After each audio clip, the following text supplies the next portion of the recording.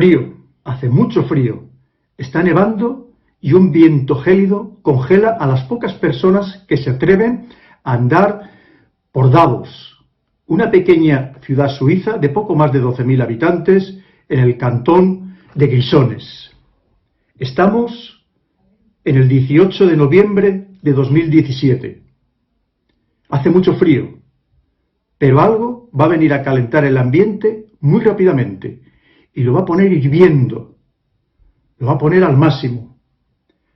Ese día, en el foro de Davos, en el Foro Económico Mundial, que se celebra todos los años en Davos desde 1991 y que reúne a los principales líderes mundiales, va a ser el debut de Xi Jinping, el presidente de China y secretario general, ni más ni menos que del Comité Central del Partido Comunista Chino. ¿Y por qué va a caldear el ambiente, ese ambiente que está tan sumamente frío? Porque Xi Jinping en su discurso no va a alabar los beneficios del marxismo-leninismo, ni siquiera tampoco alabar los modelos políticos comunistas. No, no, no, no. Lo que va a decir es, aprovechando la plataforma que se le brinda, una plataforma con repercusión con eco mundial, va a aprovechar para decir que China pretende convertirse, ni más ni menos, que en el líder mundial de la globalización. De la globalización. Y por tanto va a defender a ultranza el libre comercio y va a promover la liberalización de ese comercio, exigiendo la eliminación de cualquier proteccionismo, de cualquier traba aduanera, para poder vender sus productos. Los asistentes no dan crédito, jamás habían oído una cosa semejante. Es verdad que solo habían oído palabras muy similares en boca de líderes de países capitalistas, de grandes líderes capitalistas, pero jamás por parte de un dirigente de un país oficialmente comunista. Se preguntan unos a otros, ¿hemos entendido bien? No puede ser que hayamos entendido lo que nos acaba de decir Xi Jinping. Pero sí, unos a otros van confirmando que las palabras que han oído son exactamente esas, que China quiere liderar la globalización mundial. Globalización que siempre, básicamente, es económica. Es verdad que las globalizaciones tienen también otros flecos, como pueden ser el ideológico, como puede ser el cultural, que también es importante, pero básicamente siempre han sido económicas. Y si alguien se queda absolutamente atónito, es Donald Trump. Donald Trump, que acababa de ser elegido presidente de Estados Unidos en unas elecciones muy reñidas que habían finalizado esas elecciones presidenciales el 8 de noviembre, siendo elegido, y que apenas le quedaban 2 días para convertirse oficialmente, para ser investido, como el 45 presidente de Estados Unidos. Estados Unidos, Donald Trump no da crédito. Dice, esto es imposible, esto es imposible. Pero en realidad lo que acababa de recibir era la primera convulsión de la batalla que se libra por el trono mundial. Una batalla que no tenga ninguna duda, que no lo ha dejado de perseguir desde aquel momento, desde aquel 18 de enero de 2017, que le ha quitado muchísimas horas de sueño, le ha privado de otras cosas, de prestar atención a cualquier otros asuntos importantes de gobierno, y se ha convertido, sin lugar a dudas, en su principal obsesión. China, esa China que pretende dominar la economía mundial, un país oficialmente comunista. Trump, y como vemos, con razón, no entiende nada, como casi nadie. ¿Cómo es posible que China, un país al que casi se ha considerado hasta ese momento casi subdesarrollado o en vías de desarrollo, de repente quiera abanderar, liderar, capitanear una neoglobalización? En realidad, Trump lo entiende, es para quitarle el puesto a Estados Unidos, el que hasta ahora había tenido de dominador absoluto de la globalización actual. Claro, y dice, pero si esa globalización, efectivamente, es obra nuestra, la ha creado Washington, la creó la Casa Blanca. Es decir, Esto no puede ser, que ahora nos la quieran arrebatar de nuestras manos. Pero es así. Y esa globalización que ha creado y moldeado y manipulado Estados Unidos a su antojo, a su capricho, de repente da la sensación de que se le va a escapar de las manos. Al menos eso es lo que pretende China. Tan pronto como se sienta, a partir del día 20 de enero, en el despacho Oval, llama a sus principales asesores, a los servicios de inteligencia, especialmente a la CIA, al director nacional de inteligencia, y les pregunta, oye, ¿pero cómo es esto? Explicármelo, no lo entiendo, no lo entiendo. O sea, pero, y dicen, los asesores le dicen, pues sí, es verdad. China ha aprovechado de una manera astuta, de una manera civilina, para ser la gran beneficiada de la globalización americana, de la unión que habían creado los estadounidenses. Y le dicen, es que hemos cometido grandes errores estratégicos con China. El primero de ellos, deslocalizar buena parte, si no todo, de nuestras industrias de alta tecnología en ese país, porque claro, la mano de obra era más barata, no se respetaban los mismos derechos laborales, y era, al final, pues rentable, aparentemente, a corto plazo, propio del mundo occidental, de las democracias liberales, de este mundo tan cortoplacista que tenemos, de sacarle rentabilidad. Pero se equivocaron, evidentemente. Y eso además, a pesar de las advertencias que venían realizando los servicios de inteligencia, la CIA, en los informes que presentaban anualmente ante el Congreso estadounidense, que decían, ojo con China. Ojo con China, es verdad, estamos en otras guerras, en otros conflictos, pero ojo con China, que día a día, paso a paso, año a año, nos va comiendo terreno, en todos los ámbitos, y no solo en el militar, que al final casi el militar es secundario, es reflejo de algo más. Esto es muy importante entenderlo. ¿Qué sucede? Que efectivamente, tanto George W. Bush como el presidente Obama, habían estado ocupados en la guerra contra el terror. Se habían embarcado en guerras, en conflictos, en Irak, en Afganistán, y no le habían prestado la suficiente atención. Yo creo que no se acababan de creer que China pudiera despegar de esa manera tan tremenda que lo hizo. Claro, es que estamos hablando de que cuando se atacan, con ese terrible ataque terrorista, las Torres Gemelas y el Pentágono. Estamos hablando del año 2001. Y es que, como veremos, en el año 2001, China efectivamente era todavía muy poquita cosa.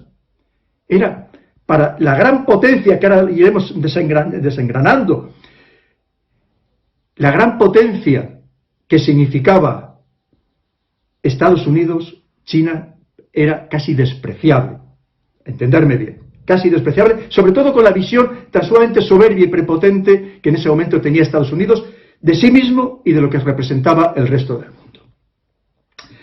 Pero lo cierto es que, ignorado ese crecimiento tan sumamente impresionante, increíble, irreplicable por ningún otro país del mundo, China es cierto que se había convertido en una potencia que ahora mismo ya parecía imparable. Estamos hablando del año 2017.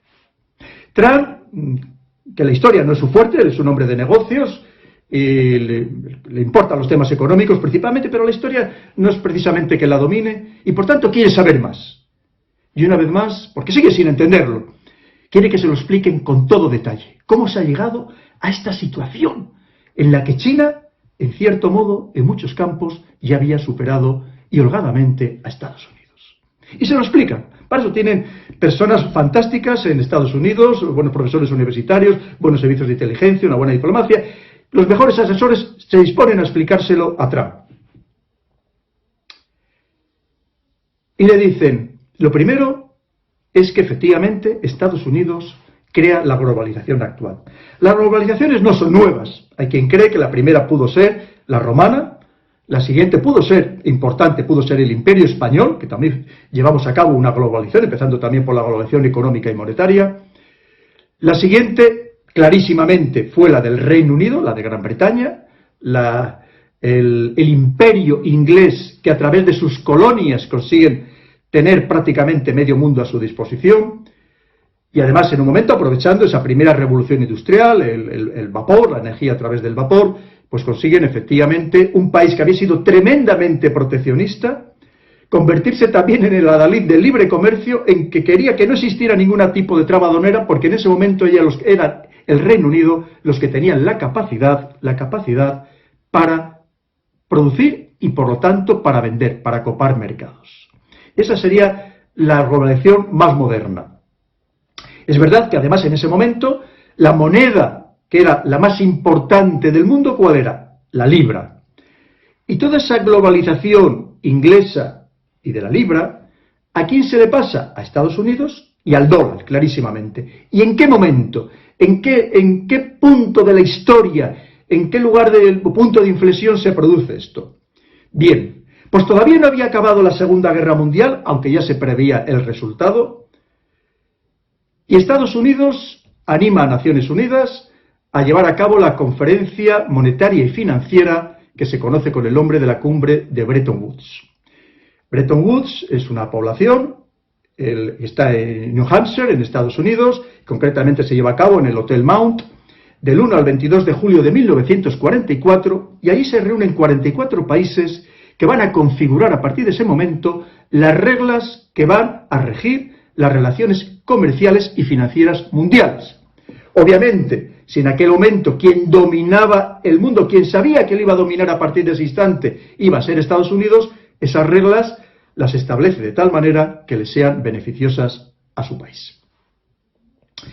Y efectivamente, en aquel momento, ¿de qué se habla? Pues de poner fin al proteccionismo, una vez más, el que sabe que va a tener la capacidad de producción, porque además aprende la lección de lo que le pasa tras la Primera Guerra Mundial y que de ahí de no ser capaz de vender todo lo que podía llegar a producir, se produce el crack del 29, entonces como sabe que va a ser el que produzca y que tiene mercados que van a ser casi esclavos, como pasa con toda Europa, que a partir de la Segunda Guerra Mundial, pues Estados Unidos va a tener aquí un mercado, como digo, casi esclavo. Entonces no quiere que haya proteccionismo para poder vender en condiciones favorables y por tanto promociona el librecambismo que debería servirle también para dominar el mundo, alegando que eso va a beneficiar a la paz mundial. La paz mundial, evidentemente, que beneficiaba económicamente a Estados Unidos. Hay que pensar que además en ese momento sabía que cuando acabara la guerra, sus principales adversarios industriales económicos iban a desaparecer, por lo menos durante un tiempo, iban a quedar en stand-by. Estamos hablando de Japón, estaríamos hablando de Alemania o estaríamos hablando del Reino Unido. Por lo tanto, iba a dominar la economía mundial. Y sabe sacar ventaja Washington en ese momento de su situación privilegiada para imponerse y marcar las pautas clarísimamente. Hay que pensar que en ese momento su Producto Interior Bruto, el Producto Interior Bruto de Estados Unidos, significaba la mitad de todo el Producto Interior Bruto mundial. Evidentemente, el mundo había quedado, o iba a quedar más convulsionado aún cuando acabara la Segunda Guerra Mundial y no tenía capacidad de producción. Y con apenas el 7% de la población mundial. Por lo tanto, partía de una situación de verdadera ventaja. Además, había acumulado gran capital, había prestado grandes cantidades también de capital a los países a los que había tenido que ayudar a ganar la guerra. Y además, sabía, como digo, que se iba a convertir en la principal economía mundial una vez desembarazado de sus principales rivales industriales. Y además se le ocurre otra genialidad, que es la descolonización. Es decir, Estados Unidos no iba a permitir que aquellos países que habían perdido la guerra o aquellos a los que había tenido que ayudar a ganar la guerra siguieran teniendo grandísimas colonias. Pensemos lo que significaba Bélgica, o mejor, el rey Leopoldo II, porque en realidad era propiedad particular suya de todo lo que significaba entonces el Congo belga. No iba a permitir a Estados Unidos que estos países siguieran obteniendo recursos a precio regalado, y por tanto le pudieran hacer cualquier tipo de sombra en los ámbitos económicos e industriales. Eso sí, Estados Unidos crea una neocolonización para aprovecharse de los recursos naturales de lo que fuera necesario en cada momento. Y lo cierto es que, al final, con esa liberalización del comercio mundial, lo que consigue es que se le faciliten sus exportaciones y se convierte en el principal exportador a la práctica totalidad de los países del mundo. Ahora hablaremos del enemigo que todavía tenía en ese momento. Y desde luego, ese acceso, como estoy comentando, a través de la neocolonización a las materias primas esenciales, para seguir manteniendo el ritmo de producción industrial. Y por supuesto, logra penetrar, dominar mercados. He hablado del caso, por ejemplo, de Europa, que es bien paradigmático, sin que exista ningún tipo de restricción, que es lo que pretende, a los flujos financieros y mercantiles. Y una de las medidas estrellas, ¿cuál es? Imponer el dólar.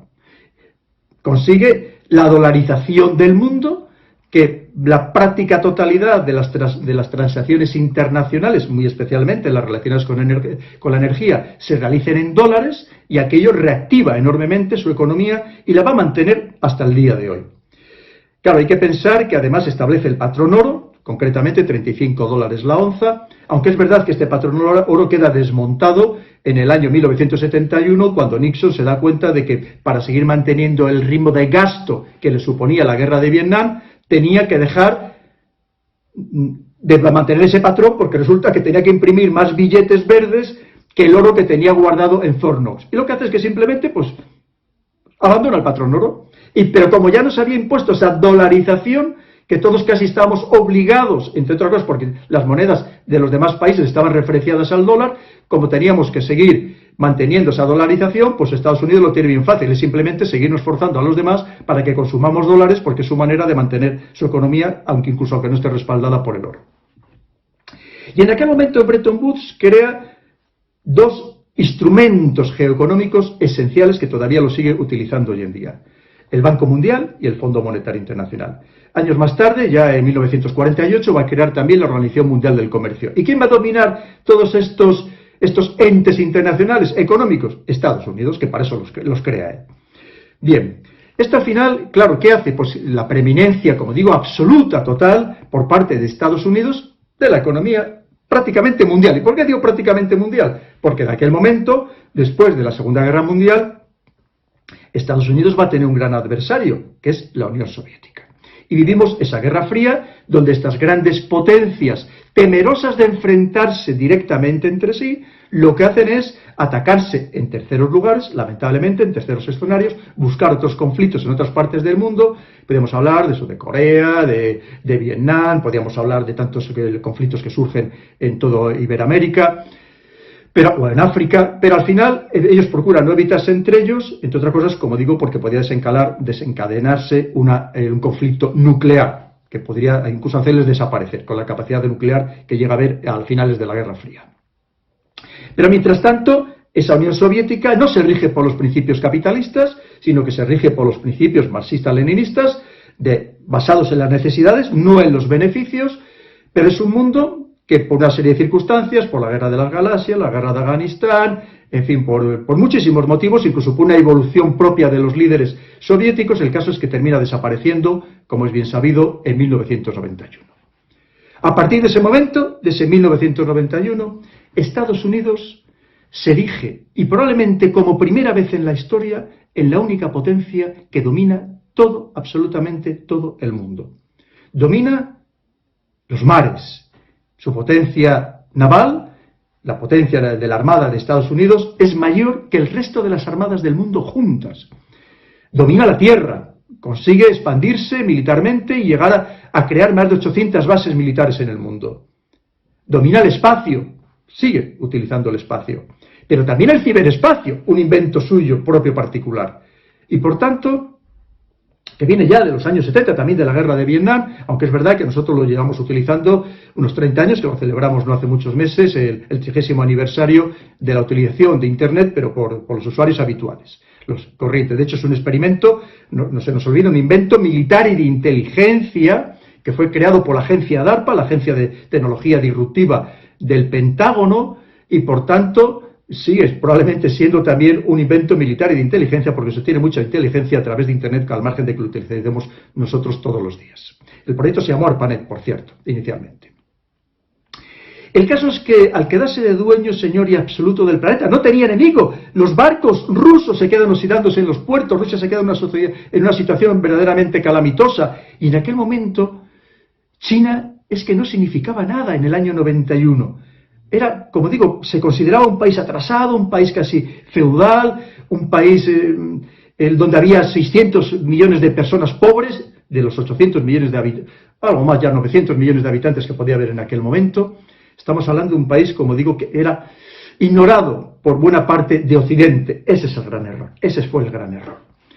Lo cierto es que Estados Unidos, pues lo más seguro es que al tener ese poder tan omnímodo, tan absoluto, se durmieran los laureles y no pudieran imaginarse que con una rapidez inusitada en muy pocos años China se hiciera con buena parte del control mundial, restándoselo a ese Estados Unidos que tantos esfuerzos había hecho por mantenerse como la superpotencia, el imperio dominante, que además se consideraba inmortal.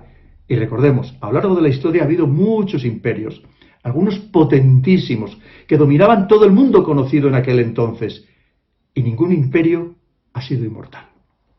Bien, el caso es que China, van pasando los años, y prácticamente hasta el año 2000, hace 20 años, hace nada, hasta el año 2000, todavía significaba muy poca cosa, y es verdad.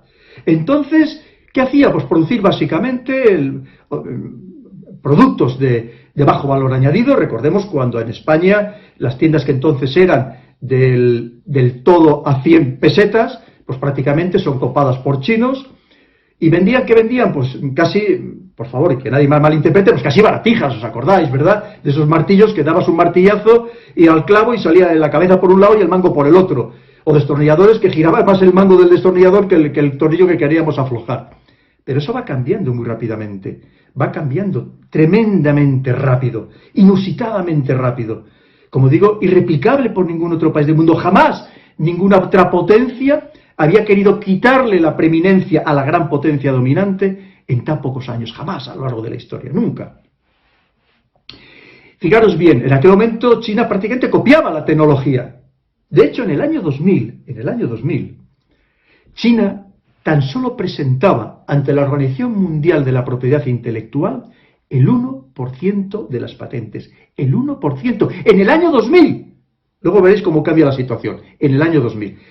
Entre 1970 y el año 2000, quien presentaba el 75% de todas las patentes mundiales era Estados Unidos, Japón y Alemania. El 75%. Pero que si lo uniéramos con el resto de los países europeos, como podía ser Francia, podía ser Suiza, resulta que alcanzaba más del 90%. China, el 1%. Bien, en ese mismo año 2000, Estados Unidos exportaba 3 veces más que China en productos tecnológicos a los mercados mundiales. En ese mismo año 2000, el Producto Interior Bruto de China era apenas el 3% del total mundial, el 3%. Mientras, en aquel momento, el de Estados Unidos era el 25%.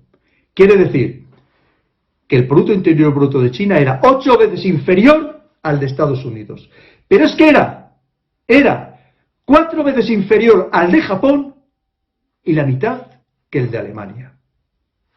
Efectivamente, pues no se le prestaba demasiada atención. Es un país que todavía en vías de desarrollo. ¿Cuánto le quedaría para llegar a ser un país que alcanzara a estos prepotentes que somos los países occidentales? ¿Cuánto iba a tardar? Por lo mínimo sería 50 años si es que seguía ese ritmo y lo conseguía. En ese mismo año 2000, de las 500 principales corporaciones del mundo, 500, tan solo 10 eran chinas. Tan solo 10. Mientras que, por ejemplo, 180 eran estadounidenses, 100 japonesas y 40 alemanas. Una vez más, ¿quién estaba en la cabeza, en la cabeza de la carrera tecnológica, que al final es lo que te permite copar mercados y vender? Estados Unidos, Japón y Alemania. Va, seguimos. Un año más tarde, si hablamos del año 2001, se produce otro hito muy importante, que no se le da especial importancia tampoco por lo que estamos comentando, y es que China consigue acceder a la Organización Mundial del Comercio, y aquello que significa que le abre las puertas a la globalización. El mundo se le entrega completamente, y a partir de ese instante va a despegar todavía mucho más si cabe. ¿Pensamos que esto ha sido por casualidad? No lo pensemos. Si lo pensamos estamos muy equivocados. Podríamos creerlo, porque ¿qué nos sucede? Y vosotros lo sabéis perfectamente, que vivimos en este mundo tan cortoplacista, que vemos que nuestros líderes políticos están más pendientes de sobrevivir ellos políticamente que de hacer políticas a largo plazo. Pero claro, es que estamos hablando de otra historia. Estamos hablando no de un país, y fijaros bien lo que os voy a decir. estamos hablando de una civilización. Estamos hablando de una civilización con una idiosincrasia que se parece muy poco a la nuestra, muy poco a la nuestra. Y que por tanto nosotros no les podemos entender, y ojo, ellos sí nos entienden a nosotros, porque para eso tienen una diáspora por todo el mundo. Pensar, pongo el caso español, pensar que mientras aquí en España pues puede haber unos 250.000 chinos, en China debe haber unos 2.500 españoles, para que veas la diferencia. Con lo cual ellos nos conocen a todo el mundo mucho mejor de lo que nosotros les podemos conocer a ellos, y además porque su mentalidad, como digo, es muy diferente. Hay un dato muy interesante.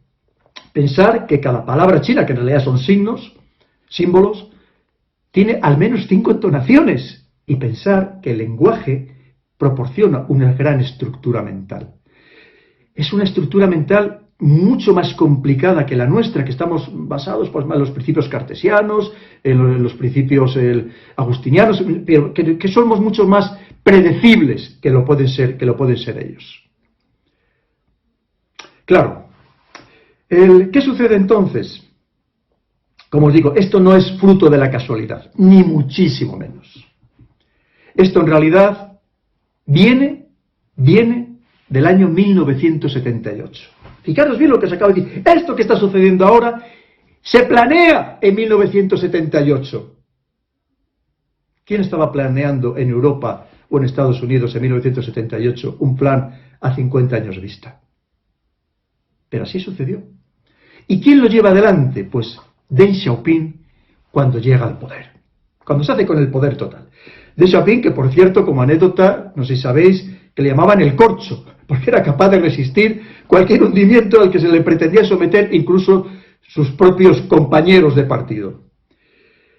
¿Y qué es lo que hace Deng Xiaoping?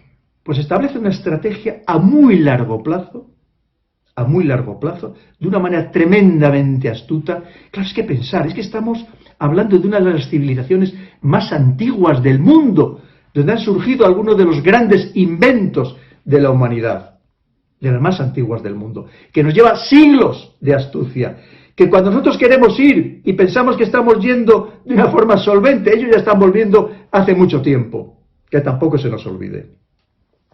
Y lo cierto es que lleva a cabo una serie de medidas que en aquel momento casi parecían una broma, es decir, nadie tampoco se las tomó en serio.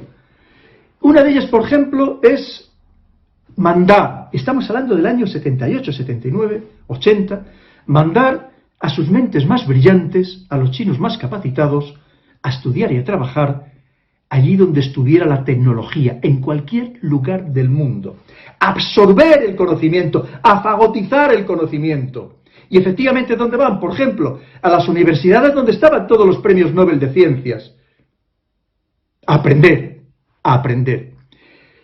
Y tanto es así que hay una frase muy buena, hay que leer mucho a Deng Xiaoping para entender lo que está pasando ahora, hay que leer a Deng Xiaoping hace tantos años, que decía: cuando nuestros miles de estudiantes chinos regresen a la patria, veremos la transformación de China.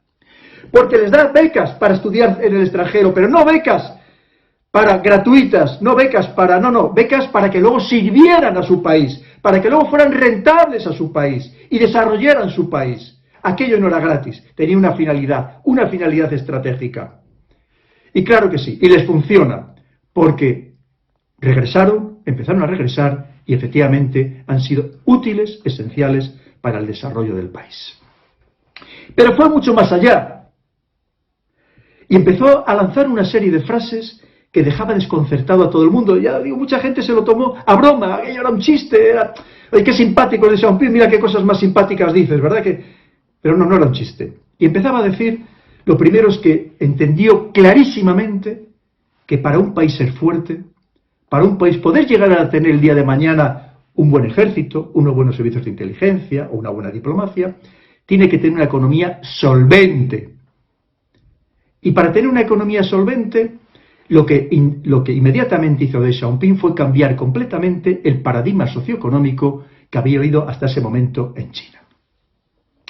Y sus frases más famosas, que verdaderamente son llamativas, incluso hoy en día nos siguen llamando la atención.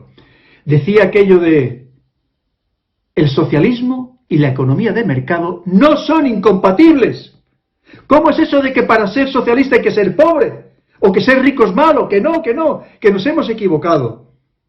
Que lo que tenemos que ser es ser ricos, porque siendo ricos, primero podremos satisfacer las necesidades de nuestro pueblo socialista y comunista, pero podremos satisfacer sus necesidades y además, muy importante, seremos temidos porque el que tiene el poder económico al final es el que también es el más temido. Y decía aquello de, es que el socialismo no es lo mismo que pobreza compartida. ¿Qué es esto de que tenemos que igualarnos por abajo? No, vamos a igualarnos por arriba.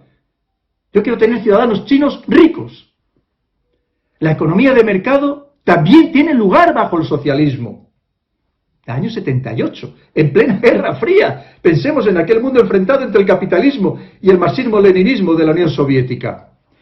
Y seguía diciendo, no debemos temer adoptar los métodos de gestión que se aplican en los países capitalistas. Claro, al final, y además luego lo termina de aprender muy bien en China, cuando la experiencia de Gorbachov, que creen que Gorbachov se equivocó al simultanear la glasnost y la perestroika, la apertura política y la apertura económica. Lo que nos estaba diciendo de Xiaoping, apertura económica, sí, apertura política, no. Y lo consiguió conjugar, y lo ha conjugado, como vemos, con gran éxito. Y además, todo esto lo resumía en la gran sentencia, en la gran frase de Deng Xiaoping para mí, que es, enriquecerse es glorioso. Enriquecerse es glorioso. Claro, esa frase es mucho más propia ¿de quién? Pues de los protestantes, sobre todo de los calvinistas, que ellos creen que la persona que es rica favorece a la sociedad y por tanto hay que intentar que las personas sean ricas, porque cuando uno se enriquece, al mismo tiempo está enriqueciendo al conjunto de la sociedad. Pero que lo dijera el líder de un país comunista, el secretario general del Comité Central del Partido Comunista Chino. ¿Verdad que suena raro? Pero fue exactamente así. Y lo estamos viendo, cómo ha conseguido que eso se materialice. Claro, como digo, muchos se lo tomaron a broma, dijeron, el año 78, es que no le hicieron ni caso, la mayoría es que ni aparecían los titulares de los periódicos occidentales, estaban preocupados en aquel momento con la Unión Soviética, pensemos con todo lo que significaba, desde todos los enfrentamientos que había en tantos escenarios como os decía anteriormente, o pensemos incluso en la guerra de Afganistán, como para preocuparse de lo que estaba diciendo el líder chino, ¿verdad? Guerra de Afganistán que comienza del 79 hasta el 89, con lo cual, como digo, para preocuparse de lo que estaba diciendo Deng Xiaoping, en absoluto, porque a uno no nos interesaba. Y al final, lo que venía a decir Deng Xiaoping de una manera muy astuta, esta frase sí que es mucho más conocida, muchos de vosotros seguro que la conocéis, que decía, no importa que el gato sea blanco o sea negro, mientras pueda cazar ratones, es un buen gato. Al final, ¿qué nos decía? Dice, si da igual, si yo lo que quiero es sacar a mi país adelante, sacar a mis ciudadanos chinos adelante, el método que tengamos que emplear no nos importa, siempre que mantengamos, eso sí, el espíritu del Partido Comunista, de no apertura política, por lo menos de momento, no sé si a lo mejor vendrán en algún momento, pero ni se ha planteado hasta ahora por los líderes chinos. Claro, al final, lo que nos quería decir es que quería una economía solvente. Y para tener una economía solvente, fijaros bien, todo es muy básico, en realidad todo es muy básico. Lo que pasa es que, bueno, aquí lo que le da muchas más vueltas y es capaz de hacer 4 tesis doctorales, ¿no? Que me parece, por supuesto, fenomenal. Pero en realidad todo es muy básico. Para tener una economía solvente, ¿qué hace falta? Vender. Qué perogrullada, ¿verdad? Y además vender, por supuesto, a mercados solventes que te puedan pagar. Por tanto, hay que también copar mercados. Pero vender. ¿Y para vender qué hace falta? ¿Qué necesitas? Producir. Otra perogrullada. ¿Y para producir qué necesitas? Básicamente, además de la voluntad, obviamente, necesitas 3 cosas. Siempre ha sido así a lo largo de la historia. 3 cosas. Energía, la que fuera precisa en cada momento. Puede ser el vapor, actualmente es el petróleo, mañana puede ser la energía nuclear o la electricidad, lo que sea. Otra parte importante, las materias primas, los recursos naturales. Que también han ido variando, en su momento pueden ser las especias, o el cobre, el hierro, el caucho natural, y actualmente, pues hasta ahora ha sido los hidrocarburos, Y a lo mejor a partir de ahora pues puede ser pues el litio, el cobalto, las tierras raras, lo que sea necesario pues para este mundo electrificado al que parece que vamos. Hemos hablado de energía, hemos hablado de materias primas y nos queda algo que es esencial, que es lo que al final marca la diferencia, siempre, que es la tecnología. La tecnología. ¿Y qué es lo que hace China? Energía no tiene mucha, sobre todo petróleo, tiene que importarlo. Bueno, pues ya busca dónde importarlo. Materias primas, pues en algunos casos también le faltan. ¿Y qué hace? Pues acude a África o acude a Sudamérica y los consigue. Pero la tecnología es lo que dice que quiere ser el gran líder mundial en tecnología. Porque sabe que en cuanto sea el gran líder mundial, y encima lo pueda vender más barato, con la misma calidad o mejor que sus competidores, el mundo es suyo. El mundo es suyo. Y así es lo que ha intentado. Al final, pues empieza a lanzar de Xiaoping una serie de ideas, a ponerlas en marcha, que tarda muy poco en materializarse además. Fijaros bien, inmediatamente lanza lo que se llamó la estrategia de las 4 modernizaciones, en las que da prioridad a la tecnología, a la ciencia y a la investigación. A la ciencia y a la investigación, para tener buena tecnología. Y además desarrolla el país y va a crear todas las bases para la reforma económica que era necesaria para convertirse en el gran líder mundial a través de un crecimiento económico verdaderamente impresionante. Empieza creando zonas económicas especiales, todavía en un país, recordemos, siempre comunista, las zonas económicas especiales, y a partir de 1980, las 4 primeras pues fueron Xiamen, Shantou, Shenzhen y Zhuhai. Vale. De esta manera, ¿qué ha conseguido China? Pues que ha ido creciendo durante los últimos años al menos al 9 o el 10% anual, mientras los demás crecíamos eso, pues al 2%, al 3%, ellos crecían la mayoría de los años en 2 cifras. Ha sacado de la pobreza en estos 20 años a más de 400 millones de personas. Con una urbanización, en algunos casos casi hasta excesiva, urbanizando a más de 1.000 millones de personas que viven en grandísimas ciudades y, como digo, sacado de la pobreza a ese mundo rural a más de 400 millones de personas. Fijaros bien, en los últimos 15 años, China consiguió aumentar sus exportaciones a Estados Unidos en un 1.600%. En un 1.600%. Y por ejemplo, entre 2005 y 2016, el total de sus exportaciones crecieron un 180% entre 2005 y 2016, en 10 años. ¿Qué otro país ha podido hacer esto? Evidentemente nadie. Y seguimos con los estudiantes que os comentaba antes, esas mentes más brillantes que empieza a mandar de Xiaoping por todo el mundo. Y efectivamente, para dar datos siempre exactos, y ya sé que soy muy pesado con los datos, pero es que es fundamental, porque si no, lo demás es hablar por hablar, dar simplemente la opinión, y a mí me gusta hacer un análisis. Y para hacer un análisis, evidentemente, tenemos que apoyarnos, que confiar en datos solventes, en datos precisos. Os pido disculpas una vez más. Fijaros bien, ya en el curso escolar 2016-2017, China tenía estudiando en Estados Unidos a más de 350.000 estudiantes. Más de 350.000 chinos estudiando en Estados Unidos. Pero además no en cualquier sitio, en los mejores colegios y en las mejores universidades, especialmente en todas las facultades relacionadas con las ciencias, la tecnología una vez más. Hay datos tremendamente curiosos, por ejemplo, en el Reino Unido, una quinta parte de todas las tasas que pagan los estudiantes en los colegios y universidades las pagan chinos, una quinta parte de todas las tasas que pagan los estudiantes. Pero es que se ha llegado al extremo de que en algunos años, en el University College de Londres, uno de los más prestigiosos del mundo, la mitad de los alumnos que cursaban matemáticas eran chinos. Una vez más, matemáticas, ciencia, tecnología. Palabras claves, absolutamente claves, porque al final eso es lo que va a dar el predominio mundial para poder vender con ventaja y acabar con cualquier rival de cualquier orden. Y así llegamos al momento actual. Hemos partido del año 2000, que vemos que todavía prácticamente no era nada, empieza a evolucionar muy rápidamente, hasta llegar al momento actual.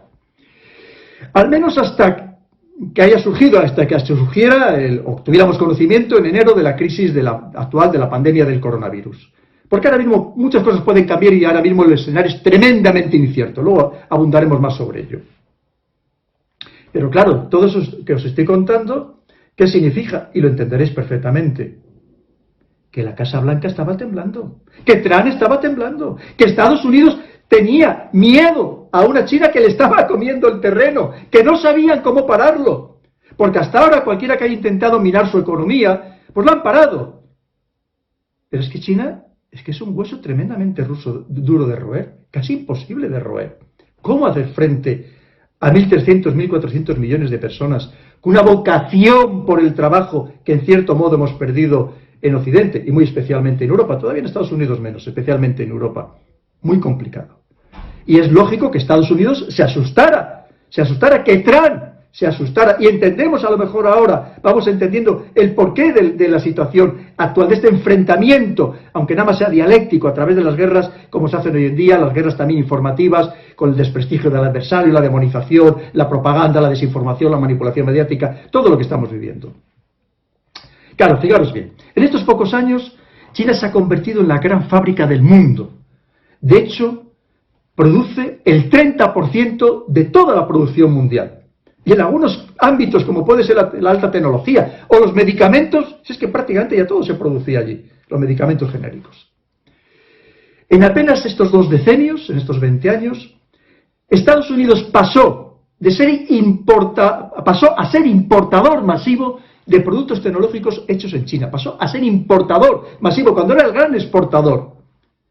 Con una balanza comercial que, por ejemplo, ya en el año 2018, una balanza comercial negativa, desfavorable para Estados Unidos, de más de 400.000 millones de dólares. ¿Cómo no le va a preocupar a Estados Unidos? Por supuesto, porque es que ya todo lo vendía China, incluso al propio Estados Unidos, el que había deslocalizado sus empresas en China porque era más barata allí la mano de obra. A día de hoy, China acapara el 50%, al menos el 50% de todo el mercado electrónico global. Al menos el 50%. Un solo país. Y por supuesto es el principal exportador a la mayoría de países y el principal socio comercial de más de 130 naciones. El principal socio comercial. Empezando por la Unión Europea, que también ya en la Unión Europea somos el mayor socio comercial de Estados Unidos por delante de China, por delante de Estados Unidos. Y también, como no, ha apretado con una fuerza, que se ha hablado mucho sobre ello, en África, en toda América, en Sudamérica, en Centroamérica y clarísimamente en buena parte de Asia. Antes os decía el Producto Interior Bruto que tenía en el año 2000, que era el 3% del total mundial. Ya en el año 2018 ya era más del 15%. El 15%. Lo había multiplicado por 5 su Producto Interior Bruto con respecto al mundial.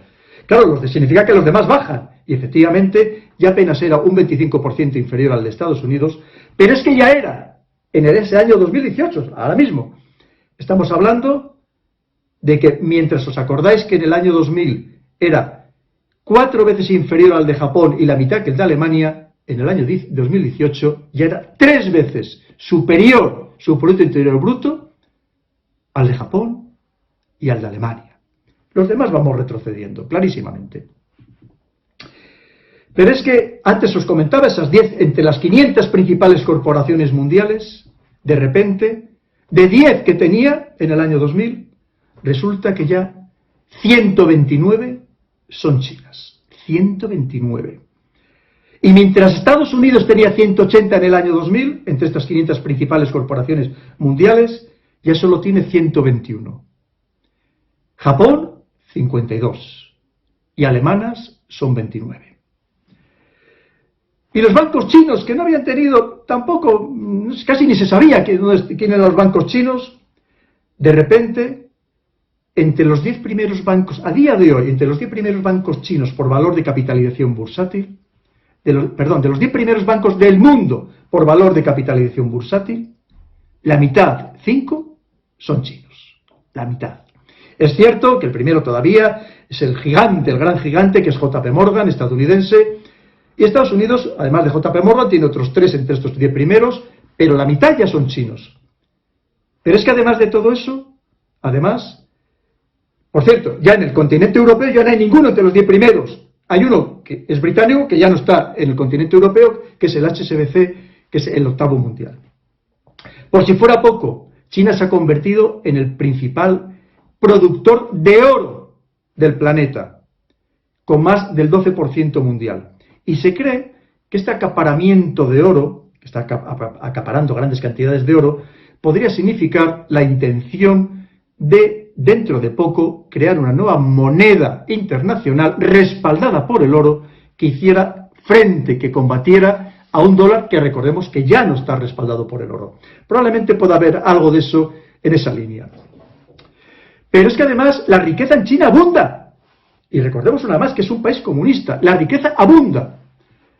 Mientras el mercado del lujo hasta el año 2000 era prácticamente inexistente en China, por supuesto, cuando desaparece la Unión Soviética no había mercado de lujo de ningún tipo en China, pero es que ahora mismo China absorbe más del 35%, una tercera parte, del todo el mercado de lujo mundial. Que los coches más fabulosos, o las joyas, o lo que sea, todo va para China. Buena parte de ello.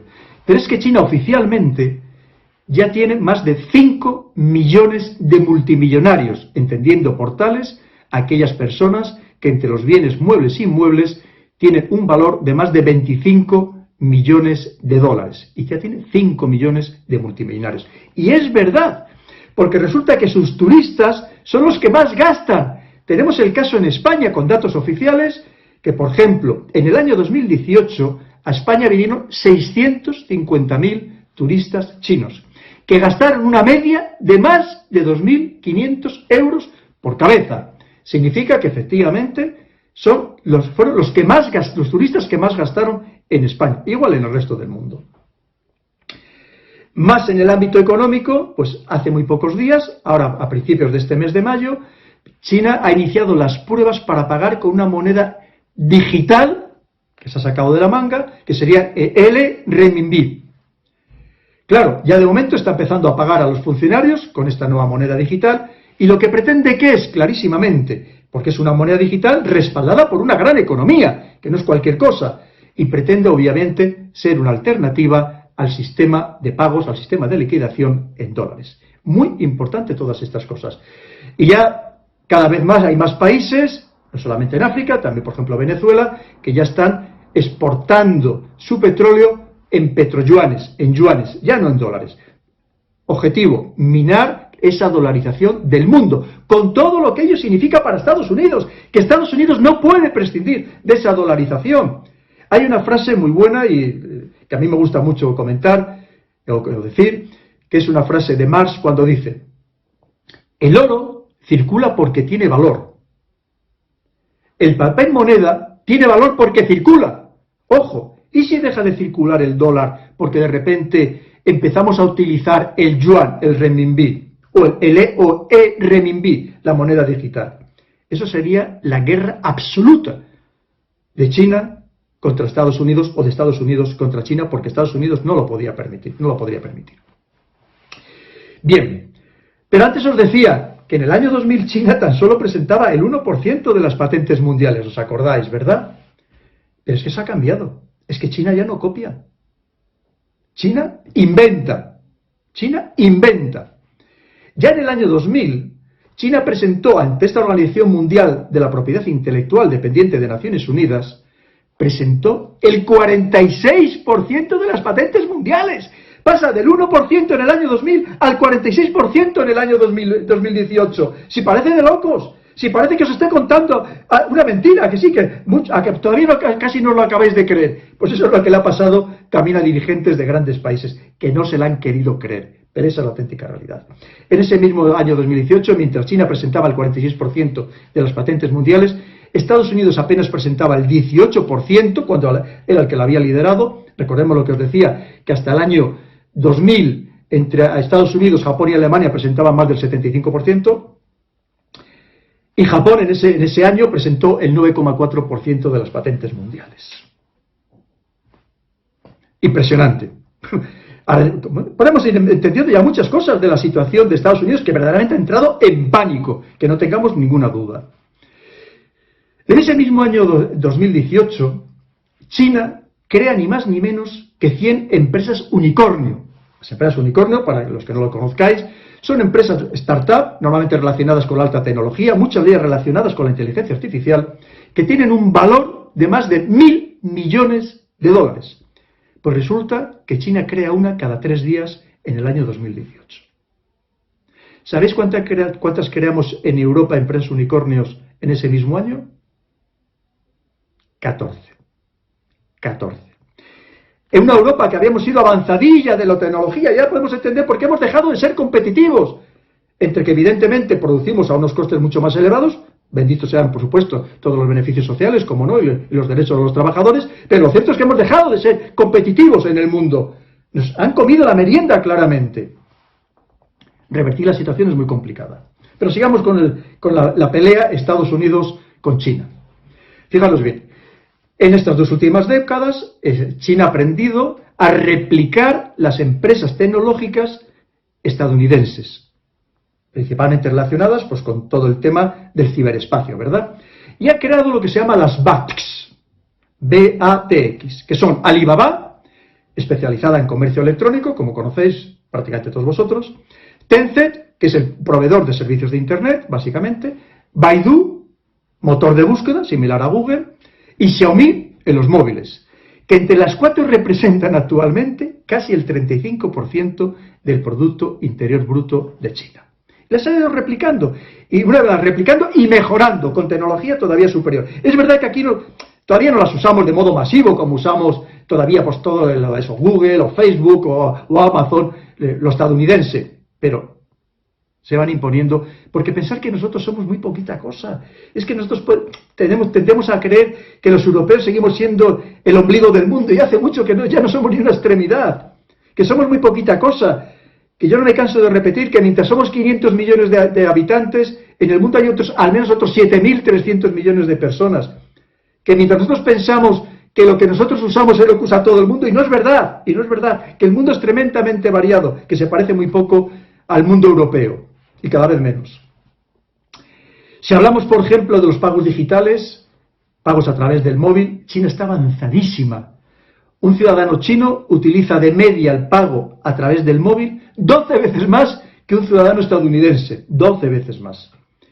Y sobre todo la importancia, que recordemos que ya lo empieza a dar en el año 78, 79, 80, Deng Xiaoping, a lo que se llama el acrónimo STEM en inglés.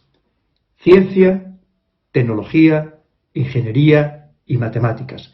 Ciencia, tecnología, ingeniería y matemáticas.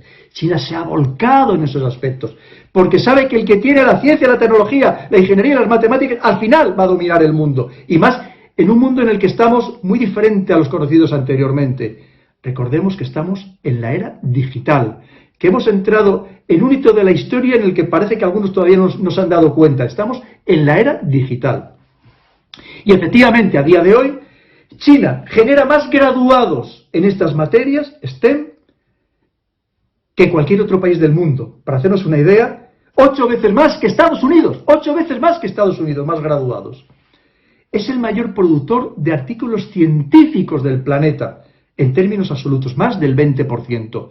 Mientras que, seguido por Estados Unidos, todavía con el 17%, pero es que hasta ahora era la referencia a Estados Unidos en artículos científicos. Y el siguiente es India, que fijaros bien ya baja a un 5,5%.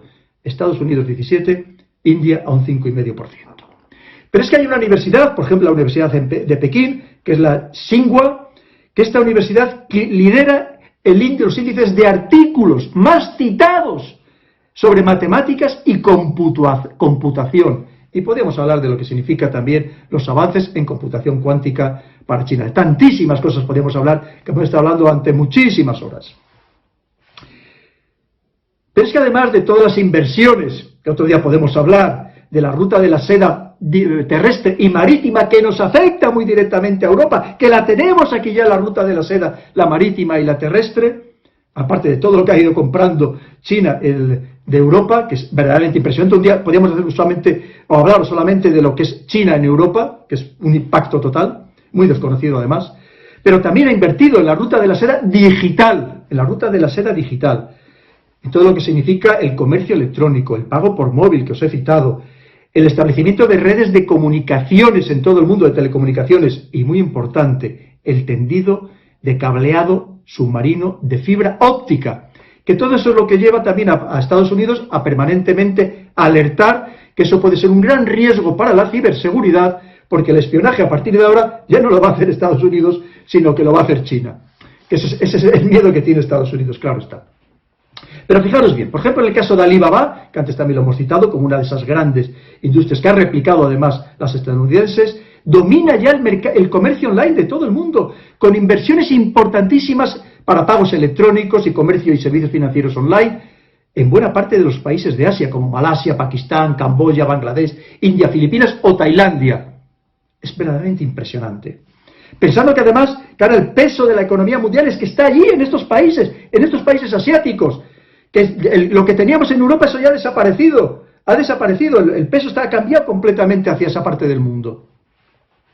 Y sobre todo, antes os he comentado ya, en estas startups relacionadas también con la inteligencia artificial, para esta inteligencia artificial, China prevé convertirse para el año 2030, con permiso de Estados Unidos, obviamente, en el gran líder de la inteligencia artificial, con todo lo que va a significar, que es que ya los aviones van a estar pilotados, o sea, no van a estar pilotados por personas, van a estar pilotados por inteligencia artificial, por ejemplo, los aviones de combate, y grandísima parte del mundo de esta era digital que vamos a tener dentro de muy pocos años, y además al ritmo acelerado con el que va todo.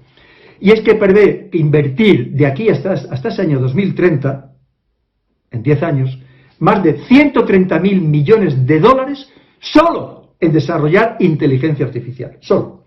Pero es que los logros científicos que está teniendo son tremendos, y eso, la parte que conocemos, que muchas veces es porque algún científico chino se va un poco de la lengua, que luego es reprendido por el propio gobierno chino, así que a saber lo que habrá detrás. Pero sabemos, por ejemplo, ya del nacimiento de 2 bebés modificados genéticamente, 2 niñas, inmunes a buena parte de las enfermedades conocidas, empezando por el VIH, la clonación de primates, ojo, y eso da mucho miedo, porque cuando hablamos de primates, podemos estar hablando prácticamente de seres humanos. Los importantísimos avances en el campo de las células madre, también todo lo relacionado con la biotecnología es también el futuro, o con, por ejemplo, antes hablamos de la pelea también espacial, conseguir que germine una semilla de algodón en la cara oculta de la Luna. Algo que es que de hecho nadie ni siquiera había llegado a la cara oculta de la Luna. Y además, lo último que hemos sabido, esa creación de híbridos entre cerdo y mono. Una vez más, primates, ojito, primates. Bien, ya hemos hablado en algunos otros programas de Huawei, pero si hablamos de patentes, solamente por citarles ya esta cifra, en los 3 últimos años, Huawei ha sido la empresa de todo el mundo, que más patentes ha presentado. Apabullante, apabullante todos los datos que os estoy dando. Seguro que os estaréis quedando impresionado como me quedo yo cada vez que hablo de estos temas, y eso que hablo de ellos prácticamente a diario. Es que actualmente China abarca el 75% de la producción y el 30% de las ventas de los smartphones, de los móviles inteligentes. Fijaros bien lo que os acabo de decir. Quiere decir que el 75% de todos los móviles inteligentes del mundo se fabrican en China. Pero es que el 30% ya los venden marcas chinas. Xiaomi, por supuesto Huawei, en fin, impresionante todo. Y además, todo esto en el marco de este plan que tenía China, del Made in China 2025, que para dentro de 5 años, para pasado mañana, pretendía ser el gran líder tecnológico mundial, que prácticamente ya no el 75%, casi el 100% de todos los productos electrónicos del mundo los se fabricaran y buena parte de ellos se vendieran en China. Es decir, ya no solamente se fabricaran en China, sino que fueran vendidos por empresas chinas. Impresionante. Pero es que además tiene otro plan muy interesante, que es el plan de los 1000 talentos. ¿Os acordáis de todo aquello que decía de Xiaoping? Ir a estudiar y a trabajar a los mejores lugares donde esté toda la ciencia, toda la tecnología. Os hablaba de esos 350.000 estudiantes estudiando en Estados Unidos, o los que había en el Reino Unido, o en las universidades españolas también. Y el plan de los 1000 talentos es a todos aquellos genios que lo han demostrado que vuelven a su país. Pero ya no solamente pagándoles buenos sueldos, que es importante, sino poniéndoles todos los medios a su disposición para que investiguen. ¿Qué otro país puede hacer eso?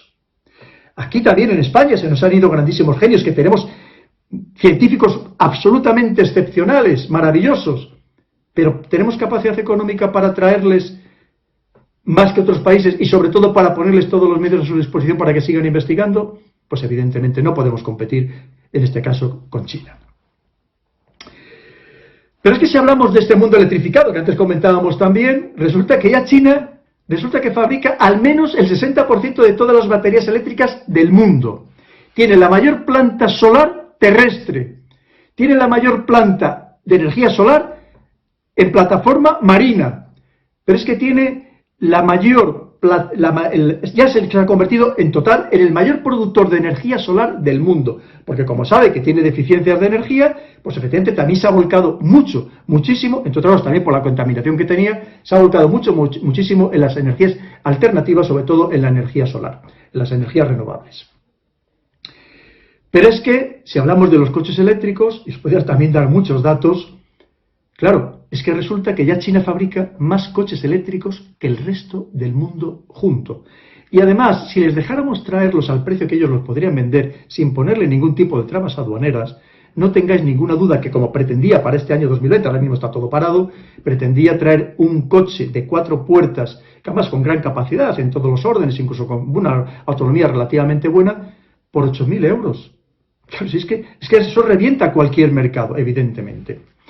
¿Y todo eso al final a qué nos lleva? Pues que cuando se tiene la solvencia económica, como decía Deng Xiaoping, también tienes la capacidad para tener un buen ejército, para tener un buen músculo militar.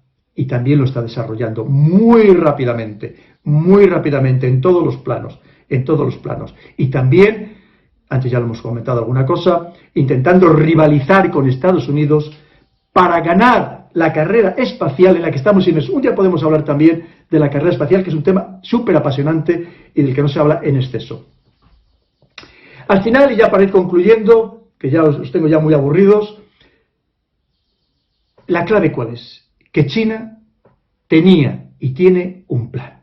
Esa es la palabra esencial, un plan. ¿Los demás tenemos un plan? No, lo estamos viendo. ¿Es que en la Unión Europea tenemos un plan coherente, unificado, homogéneo entre todos los países? No. Aquí tenemos una serie de ventajas, evidentemente, en nuestros sistemas democráticos, pero también tenemos otros inconvenientes. Ellos tienen un plan establecido, estratégico, pensado a largo plazo y, sobre todo, pensado de una manera tremendamente astuta, que al final el objetivo que persiguen, ¿cuál es? Crear un nuevo rumbo económico planetario.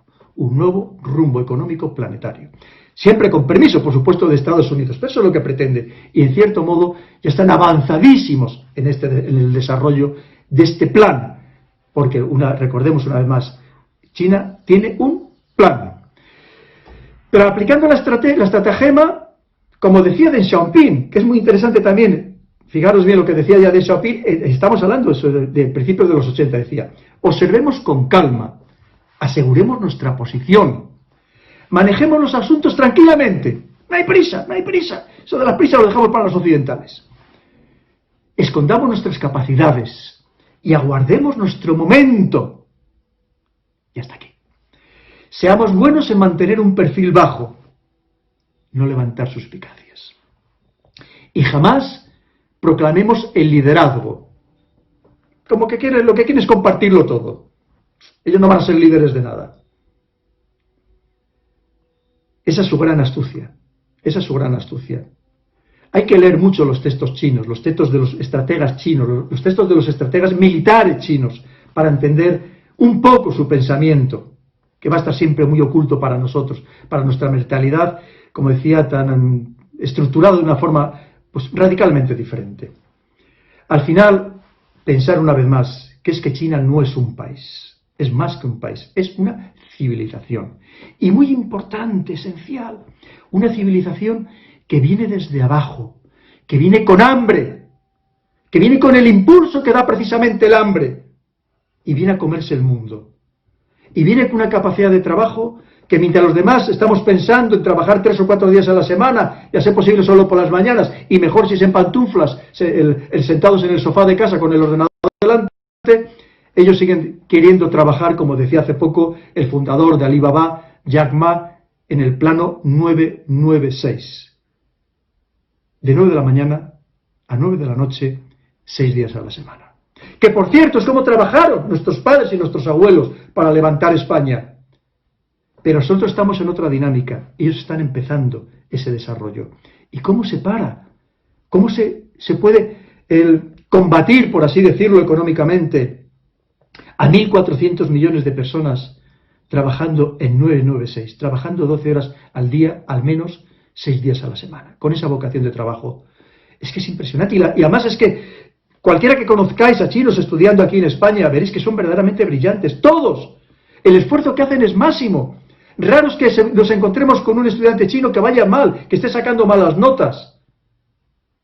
Y la prueba está que muchos, sin hablar ni siquiera el idioma, se sacan a la primera el carnet de conducir. Ese es el esfuerzo del que viene, como digo, que viene subiendo. Y nosotros nos encontramos, o se encuentran con nosotros, con unas sociedades ya gastadas, unas sociedades ya muy hedonistas, unas sociedades casi hasta apáticas. Y claro, nos van a absorber a nada que nos descuidemos. Fijaros bien, es entender una idiosincrasia diferente de las que yo tanto hablo en mis libros, que por cierto, si queréis saber algo más, ya sabéis, en Así se domina el mundo y el dominio mundial, podéis acudir a ellos, quien todavía no lo hayáis leído. Pero es que somos mundos diferentes, que a nosotros nos cuesta entenderlos, y una vez más, ellos nos conocen muy bien a nosotros, que para eso tienen una diáspora tan importante en tantas partes del mundo, prácticamente en cualquier rincón del mundo. Y sobre todo, con una visión a largo plazo, del que no tiene prisa. Si en África tienen que entrar perdiendo dinero, se pierde. Ya lograrán perdiendo dinero, expulsar a la competencia y ya subirán los precios. Ellos lo ven como una dinámica completamente diferente, con una visión temporal que no tiene nada que ver con la nuestra. Al final, ya en 1804 dijo Napoleón: cuando China despierte, el mundo temblará. Y vemos que al menos Estados Unidos ha empezado a temblar. ¿Por qué? Porque China ha despertado. Ha despertado y de una manera increíble. Es un dragón, el verdadero dragón, que mueve la cabeza, que echa fuego y que lo arrolla todo. ¿Cómo se le puede parar? Y en ese susto está Estados Unidos, que veremos a ver qué va a hacer para evitar que se le quite el trono mundial del que había disfrutado hasta ahora, la corona de imperio que había tenido hasta este momento. Desde luego, yo estoy convencido, y eso será objeto de una segunda parte, o de otra parte en otro momento, de que Washington, la Casa Blanca, va a hacer todo lo posible por no dar el brazo a torcer. Le quedan todavía muchísimos argumentos, muchísimos, entre otros porque se va a apoyar no solamente en su país, sino se va a apoyar en todo lo que significa la anglosfera, el mundo anglosajón, que es muy amplio. Y aunque ahora mismo también el Reino Unido está sufriendo la crisis del coronavirus, pero se va a apoyar en todo ese mundo anglosajón para intentar reinventar esa globalización, esa economía global, esa que había inventado en 1944, tiene que reinventarla para ver cómo le puede hacer la contra a China y evitar que China se consolide como la gran potencia del mundo, el nuevo imperio. Al final, la pandemia, como estamos viendo, lo que ha venido es agudizar un proceso que ya se había comenzado, pero lo ha venido a agudizar, y ahí entendemos estos enfrentamientos verbales entre Trump, como dice las cosas que dice o Mike Pompeo, su secretario de Estado, que dice de China cómo reacciona, y estamos empezando, no tengáis ninguna duda. Y cuando dice hay un atisbo de acuerdo, pues será siempre un acuerdo parcial, porque el enfrentamiento entre estas dos grandes potencias, desde luego, apenas está comenzando. No tengamos ninguna duda de ello. Al final, aunque las conclusiones o las previsiones ahora mismo son muy difíciles de establecer, el poder llegar a una conclusión, porque hay muchas dudas de qué puede pasar, cuál puede ser el siguiente escenario, pero básicamente podríamos dividirlos en tres.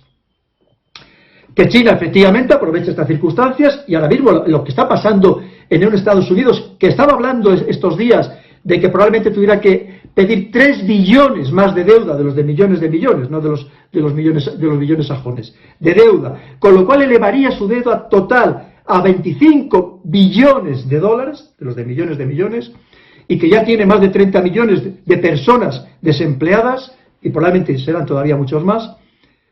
Claro, pero como digo, una opción es que China se termine de consolidar, aprovechando estas circunstancias, y termine de dominar buena parte del planeta. Otra es que Estados Unidos reaccione, que desde luego lo va a intentar, tampoco yo tengo ninguna duda, lo va a intentar por todos los medios, reaccione para intentar evitar ese sorpaso, ser sobrepasada ya de modo definitivo por parte de China. Y la otra opción es una nueva Guerra Fría, que era el título de mi intervención de hoy, la nueva Guerra Fría, que es probablemente el escenario más seguro que se produzca. Es decir, que se divida en el mundo entre China y Estados Unidos en zonas de influencia, como en su momento pasó con la Unión Soviética y Estados Unidos. ¿Esto qué significaría? Pues que no se querrían enfrentar entre ellas, llegarían a algún tipo de acuerdo, por así decirlo, de tal manera que los enfrentamientos serían en terceros escenarios indirectamente. Puede ser Venezuela, puede ser Irán, puede ser Ucrania, o vayamos a saber dónde, en otras partes de África o de América. O en el espacio. Pero lo cierto es que ese enfrentamiento, podríamos decir que ya está aquí. Porque hoy en día recordar que la guerra se libra básicamente de dos formas. Se libra a través de la guerra económica, con instrumentos económicos, y se libra a través de la guerra informativa, la guerra de la narrativa, a través de la desinformación, la propaganda y la manipulación mediática, básicamente, en la que muchos no nos damos cuenta, pero estamos permanentemente inmersos en ella, con estas noticias tan llamativas que hay veces que dices, ¿y quién está generando esta noticia? Que parece que está pagada por alguien o que la han dado para que la transmita por parte de algún servicio de inteligencia. Pues pensar que es exactamente así. Lo cierto es que esta nueva Guerra Fría pues llevaría a que los demás países del mundo nos tuviéramos que posicionar. Como ya está diciendo de hecho Estados Unidos, oye, estamos ya en esta guerra, dime al final con quién te vas a ir, ¿con China o conmigo? Es el caso del 5G, es el 5G de Huawei. Las presiones que ahora mismo hay dentro de Europa por parte de la diplomacia y de los servicios de inteligencia de estos países para ver qué país o qué gobierno se va a posicionar a su favor o en su contra es verdaderamente impresionante. Pero todo esto se mueve entre bambalinas, ¿cómo no? No nos llega a nosotros o nos llega muy poco si es que algo a veces podemos vislumbrar. Al final, como veis, la situación es delicada, vivimos en un momento de máxima tensión, de una superpotencia que ha sido Estados Unidos, dominadora de todo el mundo, como hemos comentado, y que de repente se ve que tiene un gran rival al que le va a costar mucho vencer. Y la historia nos demuestra que las potencias que se ven decadentes se vuelven tremendamente peligrosas. Por tanto, ¿qué puede pasar? No lo sabemos. Pero desde luego estaremos muy atentos y yo en la medida que pueda os lo seguiré contando. Como siempre, salud y suerte para todas las personas y un recuerdo muy afectuoso, muy especial para todas las que sufren, todavía están sufriendo de cualquier forma los efectos de la pandemia, de esta crisis del coronavirus. Y recordad, como siempre, por favor, no puedo dejar de decirlo, no dejéis que nunca nadie piense por vosotros, que para eso somos la estirpe de los libres. Hasta pronto y siempre, siempre a vuestra disposición.